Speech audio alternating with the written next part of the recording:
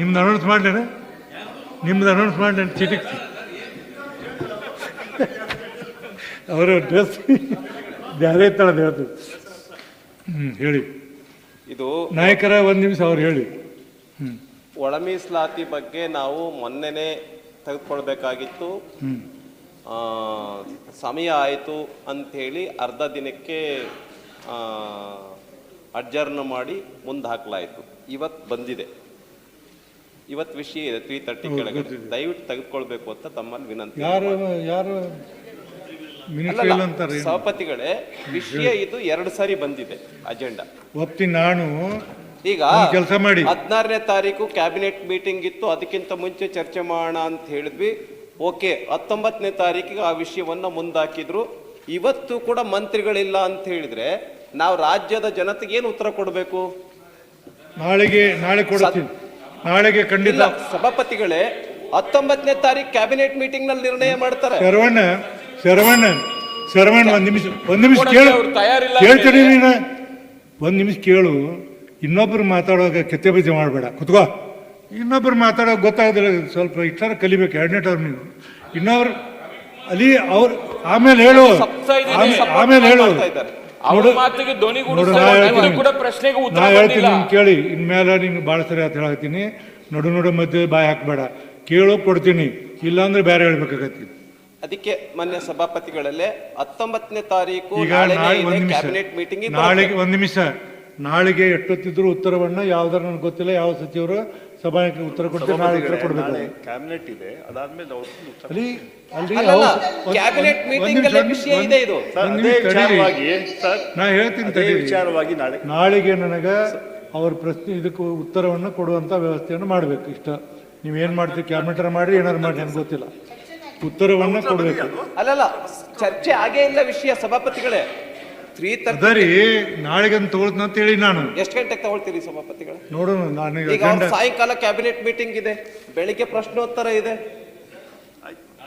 ನಾಡ್ದು ತಗೊಳ್ಳಿ, ನಾಳೆ ಕ್ಯಾಬಿನೆಟ್ ಮೀಟಿಂಗ್ ಒಳಗಡೆ ವಿಷಯ ಬರಬೇಕಿದ್ದು. ಒಂದು ನಿಮಿಷ, ಕ್ಯಾಬಿನೆಟ್ ಮೀಟಿಂಗ್ ನಿಮ್ ಕಡೆ ಐತೆ ಅಜೆಂಡಾ? ಅಲ್ಲ, ಕ್ಯಾಬಿನೆಟ್ ಮೀಟಿಂಗ್ ನಲ್ಲಿ ಈಗ ನಾಳೆಗೆ ಒಂದ್ ನಿಮಿಷ ಕೇಳಿ. ನಾಳೆ ಕ್ಯಾಬಿನೆಟ್ ಐತೆ ಅಂತ ಹೇಳ್ತಾರೆ. ಕ್ಯಾಬಿನೆಟ್ದಲ್ಲಿ ಸರ್ಕಾರ ಇವರೇ ಶರಣ್ ಪ್ರಕಾಶ್, ಯಾರು ಮಿನಿಸ್ಟರ್? ಶರಣ್ ಪ್ರಕಾಶ್ ನಾಳೆ ಅದು ಇದರ ಸಲುವಾಗಿ ನಾಳೆಗಿದೆ. ನಾಳೆ ಕ್ಯಾಬಿನೆಟ್ ಮೀಟಿಂಗ್ ಸಂಜೆಗಡಿಸಿದೆ, ಸದನ ಬೆಳಗ್ಗೆ ಇರ್ತದೆ.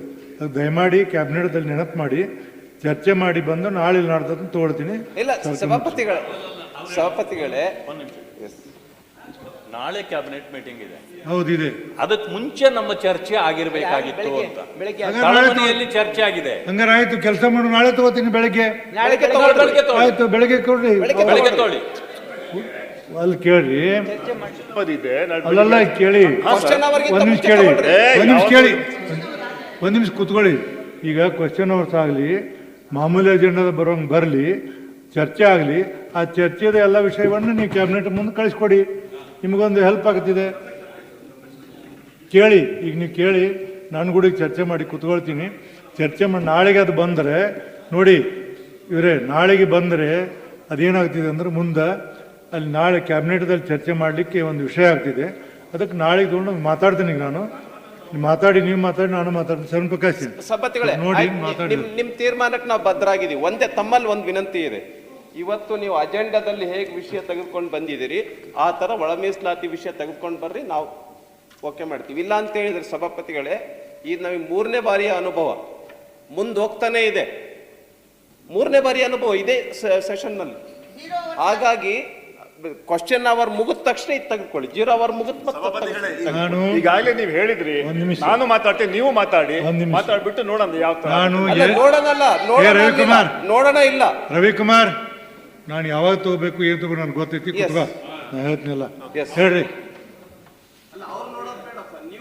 ಆಯ್ತಾಯ್ತು, ನಾನು ನೋಡ್ತೀನಿ. ನನ್ನದು 3:30ಯಲ್ಲಿದ್ದ ವಿಷಯ ಕಳೆದ ವಾರ ಇತ್ತು. ಈ ಸರ್ತಿ ಸಚಿವರು ಇಲ್ಲ, ವಿಷಯವೂ ಇಲ್ಲ ಅಂತ ಹೇಳುವ ಮಟ್ಟಕ್ಕೆ ಬಂದಿದೆ.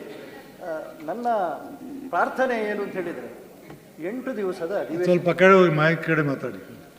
8 ದಿವಸದ ಅಧಿವೇಶನ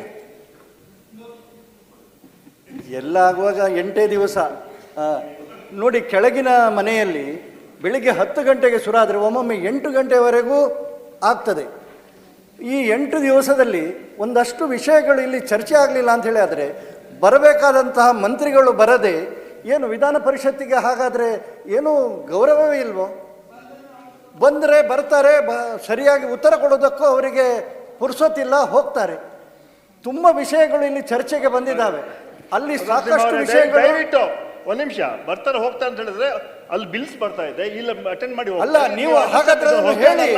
ನಾವು ದಯವಿಟ್ಟು ಸಭಾಪತಿಗಳೇ, ದಯವಿಟ್ಟು ಸಭಾಪತಿಗಳೇ, ಹಾಗಾದ್ರೆ ಅವರು ಅದನ್ನು ಹೇಳಿ. ನಾವು ಈ ಬಾರಿ ಅಧಿವೇಶನವನ್ನ ಬಿಲ್ಸ್ ಪಾಸ್ ಮಾಡೋದಕ್ಕೋಸ್ಕರ ಮಾಡಿರ್ತಕ್ಕಂಥದ್ದು. ಇದು ಬಿಲ್ಸ್ ಅಧಿವೇಶನ ಅಂತೇಳಿ ಹೇಳಿ. ಬಿಲ್ಸ್ಗಳಿಗೋಸ್ಕರ ಮಾತ್ರ ಅಧಿವೇಶನ ಕರೆದದ್ದು. ಅದಕ್ಕೋಸ್ಕರ ನಾವು ಬಿಲ್ಸ್ ಅಧಿವೇಶನ ಅಂತೇಳಿ ಈ ಅಧಿವೇಶನಕ್ಕೆ ಒಂದು ಹೆಸರಿಡುವ. ಹೋಮ್ ಮಿನಿಸ್ಟರ್ ಕೇಳಿ ನಿಮಿಷ, ಹೋಮ್ ಮಿನಿಸ್ಟರ್ ಇತ್ತು ಅದು ಅಲ್ಲಿ